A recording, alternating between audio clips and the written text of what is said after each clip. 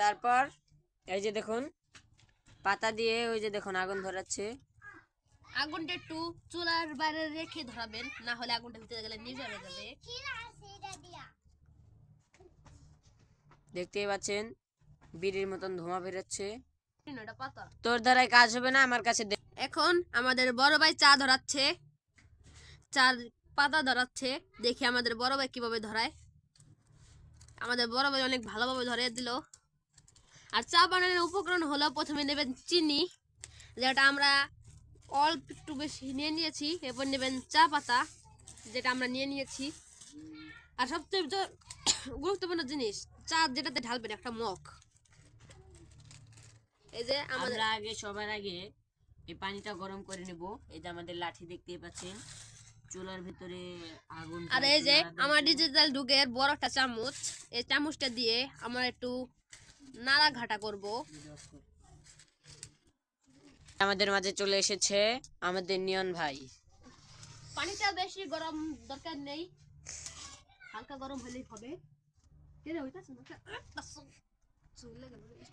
আপনারা দেখতেই পাচ্ছেন চুলা থেকে বিড়ি খাওয়ার জন্য মুখ দিয়েছিল, কিন্তু বেচারা ছেলের কপালটা খারাপ ছিল। আপনারা পানিটা একটু গরম করে নেবেন, বেশি গরম দিলে হবে না, 4-5 মিনিট গরম দিলেই হবে। আপনারা দেখতেই পাচ্ছেন এই যে চুলার ভিতরে এই যে পানি গরম হচ্ছে, ভালো করে দেখে নিন। আর আমাদের চ্যানেলটাতে একটা লাইক শেয়ার কমেন্ট করে যাবেন, যে আপনাদের আর কি কি দরকার।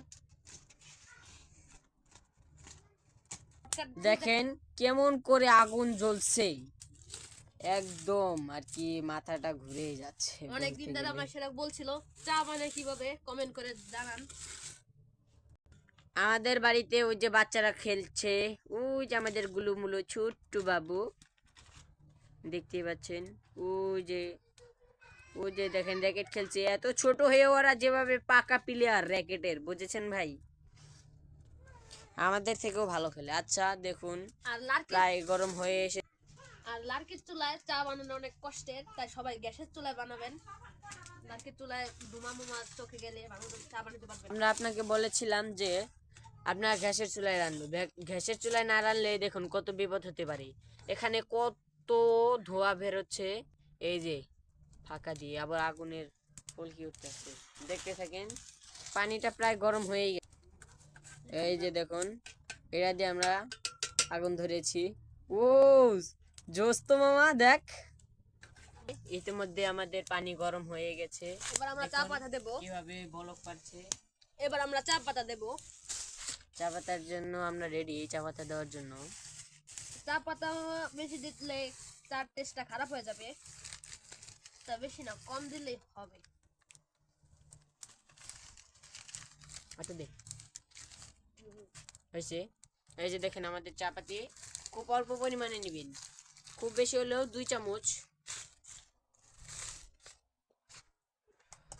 এবার আমরা দেবো চিনি।